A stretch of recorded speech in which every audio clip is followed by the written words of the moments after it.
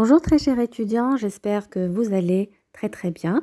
Bienvenue dans le cadre de cette vidéo pour corriger ensemble, vous et moi, l'examen S2 Management que vous venez de passer. Cette vidéo contiendra 10 réponses à 10 questions, d'accord? L'ensemble 1, 2, 3, 4, 5 de la session normale. Si vous faites partie d'autres ensembles, bienvenue. Et si vous faites partie de mes étudiants, allez-y, on corrige ensemble les 10 premières questions. Donc cet examen a été fait par moi-même, Monsieur House, Madame Kshirid et Madame Benisbilani. La durée, c'était 45 minutes à raison d'une seule bonne réponse. Le barème, c'est 1 point pour chaque bonne réponse, puisque c'est un que CU. Donc, essayez de retrouver vos brouillons et essayons ensemble de compter vos notes. Et dans les commentaires, laissez-moi combien de bonnes réponses vous aviez cochées. Ça marche? Très très bien. Donc, j'espère que ça s'est très bien passé vos examens. Tenez-moi au courant dans les commentaires. Let's go, on y va ensemble? Allez-y. La première question que vous aviez eue. La motivation, selon Herzberg, c'est la présence d'insatisfaction et de satisfaction, l'absence de satisfaction de l'insatisfaction, ou bien l'absence d'insatisfaction de la satisfaction, ou bien aucune des trois réponses. Nous avions déjà vu ensemble à plusieurs reprises la motivation au travail qui peut se définir comme un processus qui active, oriente et même dynamise et maintient le comportement des individus. Pourquoi? Parce que lorsque nous sommes motivés, nous essayons d'atteindre les objectifs qui sont attendus. Mais oui, c'est la troisième réponse, et la réponse C. J'espère que vous avez trouvé la bonne réponse. Le travail, il n'est donc pas qu'un simple facteur de production, mais il va représenter beaucoup plus, on va dire, un moyen de développement pour l'individu, pour la collectivité. Allez, on y va vers la deuxième question. Un objectif opérationnel et au niveau stratégique et à réaliser à moyen terme engage l'entreprise à long terme et au niveau de l'exploitation. Qu'est-ce que vous aviez répondu? Je vous rappelle, chers étudiants, que les objectifs opérationnels sont la traduction pour chaque service des objectifs stratégiques du programme. Oui, c'est la quatrième réponse. Bravo. On y va vers la troisième question.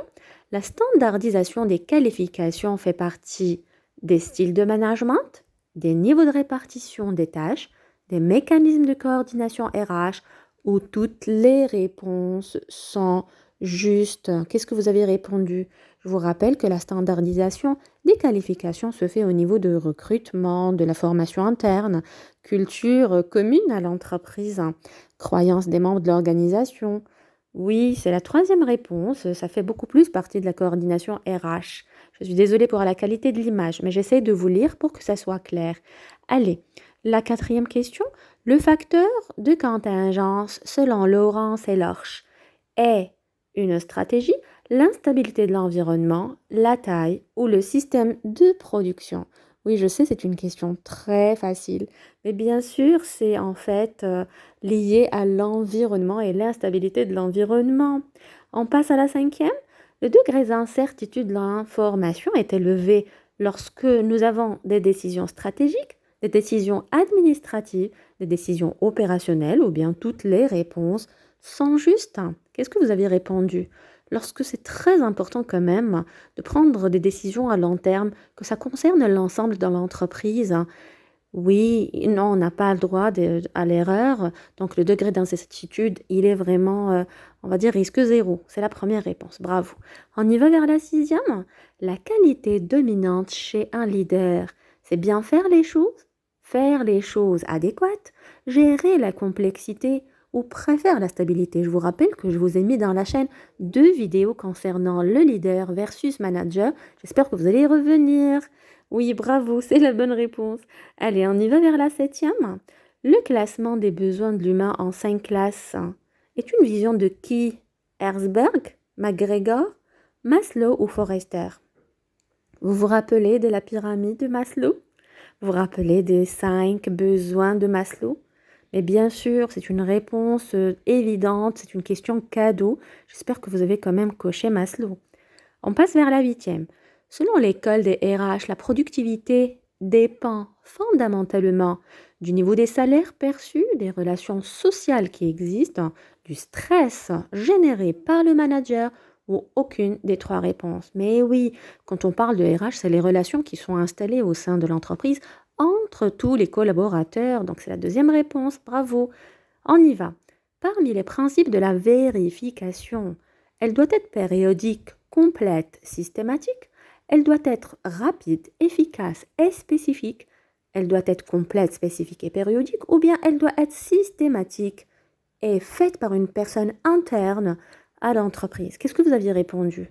J'ai souvent parlé de suivi, de pilotage salarial, de vérification, de contrôle, checker tout le temps, revenir tout le temps. Mais oui, il faut faire la chose périodiquement, de façon exhaustive, complète, que ça soit tout le temps systématique. J'espère que vous avez répondu la réponse A. En tout cas, lorsque nous arrivons à vérifier, nous n'attendons pas quand même le mois on va dire, décembre pour pouvoir faire un check-in de l'ensemble des activités, mais il faudrait quand même faire le suivi au fur et à mesure des choses pour l'atteinte des objectifs, justement. Allez, on y va vers la dernière. Dans les typologies des autorités, on repose sur les qualités personnelles du leader. Dans quelle légitimité? Et celle-là aussi, c'est une question cadeau. La légitimité charismatique, bien évidemment, on parle de cette prestance, de ce charisme, de cette force de caractère du leader. Lorsque nous avions parlé de ce leader, je vous avais invité aussi à construire cette qualité-là en vous. Je vous souhaite bon courage pour la suite. C'était un plaisir de vous avoir comme étudiant. Je reste à votre service et à très très bientôt.